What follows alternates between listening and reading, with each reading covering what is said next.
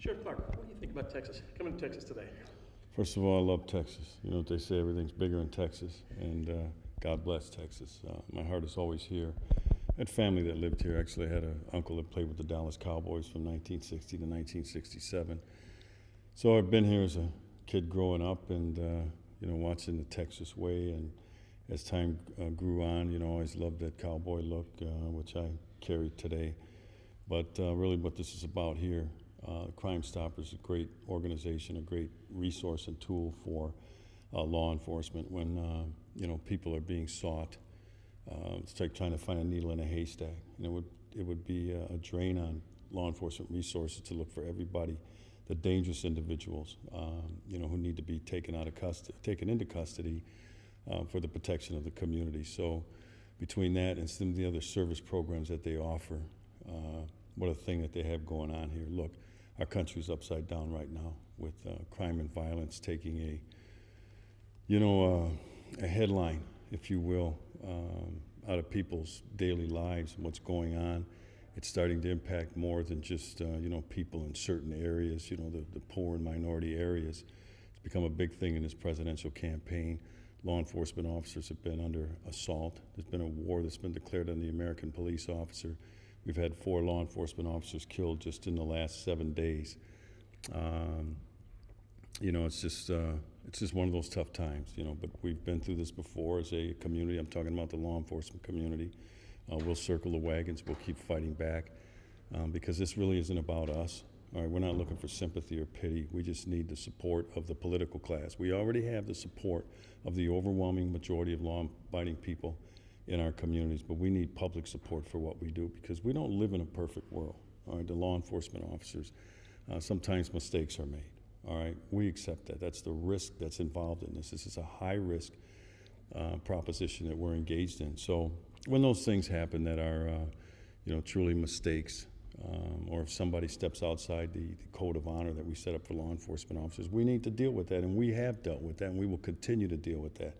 We do not need to turn this into a political construct because it's had an impact on the psyche of the American police officer who's today probably not as assertive as we need them to be to keep their community safe. So it's important to push back on that. That's been my role, to defend the honor, the service, the character, the integrity of the American police officers so they can go back to protecting our most vulnerable in society, the poor, the minority, the women, the children that have to live in these crime-ridden areas. So, there's a chance here to right this ship if some people in important positions stop berating the law enforcement community and let the local community, let the local community with their oversight deal with those issues that come up from time to time.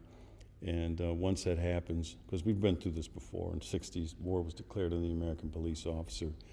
We came through that, some ugly times in the country back then with the riots in Newark, in Watts, in Detroit, in Milwaukee. But we came out of it a better nation. We came out of this a better profession. People demanded more of us after that. We're probably more professional, we're better trained and more educated than we've ever been in our history because of that. And so I expect that same thing to happen after this, that we'll make some changes, but we'll make the changes. We in the law enforcement community, with input from the public, but not input from the anarchists, not input from the cop haters. Okay, we don't want their input to transform us because they're not transforming us for good.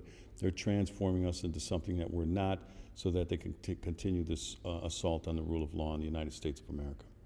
What do you think right now? I mean, you've got officers, we're at 99 officers this year already. You got an officer in Chicago who was almost afraid to pull a weapon because of all the backlash of all this. What's it going to take to change this where the officers are protected more? Well, we're just going to have to keep fighting every time. I've been all across this great country, met great Americans. I've met law enforcement officers from a lot of organizations, a lot of agencies, different agencies. And I tell them, keep your heads held high. I'm proud of you. Your community's proud of you. We need you to keep fighting. I tell them, I'll handle the political fight involved in this. You guys just keep focused on what you took an oath to do, and I'll do the political fighting. And that, over time, when the good law-abiding people of this country, they will signal that they have had enough of this beating up on the law enforcement community, And once that happens, then we can go about and we can have those discussions about, you know, some of the things that are bothering people about the way we police in America. But look, we derive our authority from the consent of the governed. But it's not just the consent of a few, all right? It's collectively. So let's have a collective conversation about some of the changes that might have to be at least explored in terms of policing in a modern society, but minus the politics, minus the political hits, minus the interference from people who are trying to, let's say, extract some political gain at the expense of your community's finest. So it's going to be a while, but I'm in this for the long haul. This is my mission. I've made a mission out of this. And my job right now is to encourage the American law enforcement officer to defend, like I said, their honor, their service, their sacrifice, their community. And, you know, in the end, we're going to win this thing.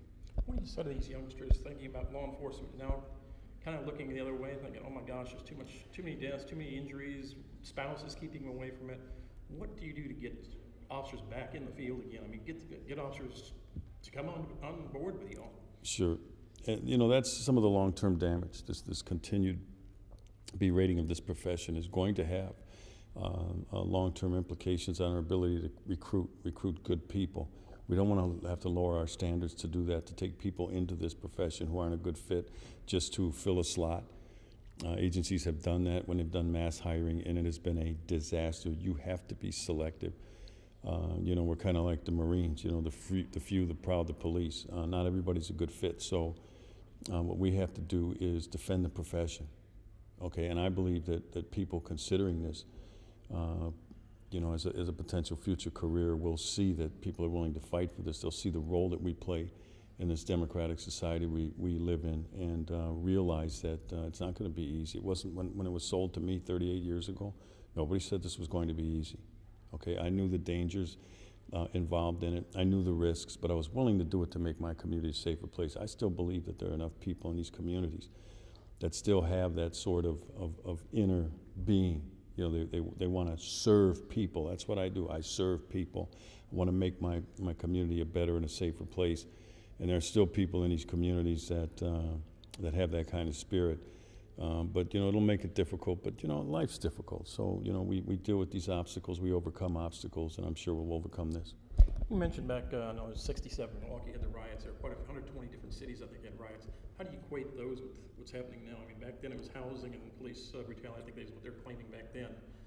Yeah. Between the two of them. Well, you know, I think there's some parallels between the riots of the 60s. Look, this was an anarchist movement back then. It's an anarchist movement now. And they mask themselves around the race issue because they know they can get sympathy from a unsuspecting public who might be just casually observing. But then they're hearing the false narrative, you know, about the use of force, you know, police brutality. That's a phrase used to incite and to inflame emotion. And the anarchists know that, okay? It's called a police use of force. It is not called police brutality. Brutality, as defined by the dictionary, it's savage physical violence. When an officer uses force to protect his life, her life, or the life of a member of their community, that is not savage physical violence. That is an unfortunate reality of law enforcement. And so, you know, whenever I hear that term, police brutality, I shoot it down right away. And yeah, I said police brutality does not exist in the United States of America, and people were shocked when I said it. And then when I defined brutality and I gave examples, you know what's brutal? What ISIS does, chopping off heads, putting people in cages and setting the cage on fire, taking people, putting them in cages and dropping them into water. That is savage physical violence. I'll give you another example. When you abort a fetus that you partially pull out of the womb and then cut that fetus's baby parts up to sell on the open market to the highest bidder, which Planned Parenthood did do and they did not deny, that is savage physical violence. That is not what the American law enforcement officer engages in when they have to use force. And there have been some very ugly incidences, you know, over time, including Walter Scott, South Carolina, Laquan McDonald. There's some questions surrounding that one.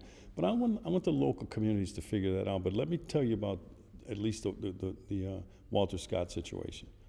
All right? That guy stepped outside the lines of what this profession preaches. And the system took care of him. He was charged with a very serious murder charge, and he'll have to face that. That's what we do in this society. Okay, when we identify wrong, we hold that person responsible for the wrongdoing, not an entire community. Okay, sir.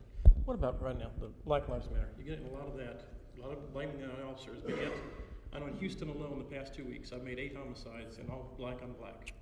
If Black Lives Matter, how does it equate? Well, you know, when I hear the phrase Black Lives Matter, the first thing that comes to mind is racial bigotry, because if you want to say Black Lives Matter to the exclusion of any other life, that suggests racial superiority, all right, and I don't like that, which is why all lives matter.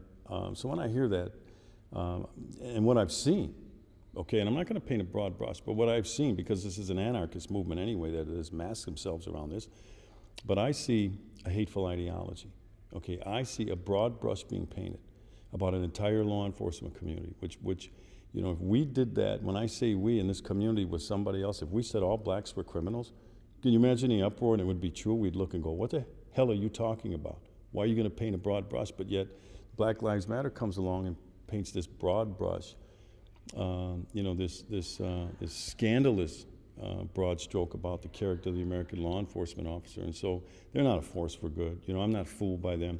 Back in the 60s, the Students for a Democratic Society, which was the anarchist group, they wrapped themselves around the Black Panthers and elevated the Black Panthers to prominence and tried to point to that as, you know, the symbol of racial injustice in the United States.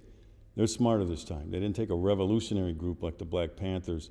You know, they named this thing Black Lives Matter, but as you indicated, what's a bigger problem in the American ghetto and in these urban centers is the black on black crime. Do you know that when the 2 instances of police use of force happened in Louisiana and Minneapolis, do you know that in that week, 21 black people were murdered across the United States?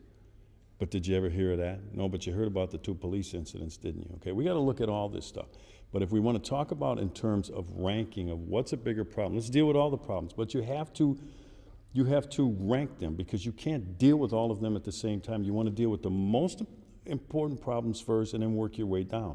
It's black on black crime. If you look at the city of Chicago right now, where they have in the first 8 months of the year over 500 murders, 500 people murdered.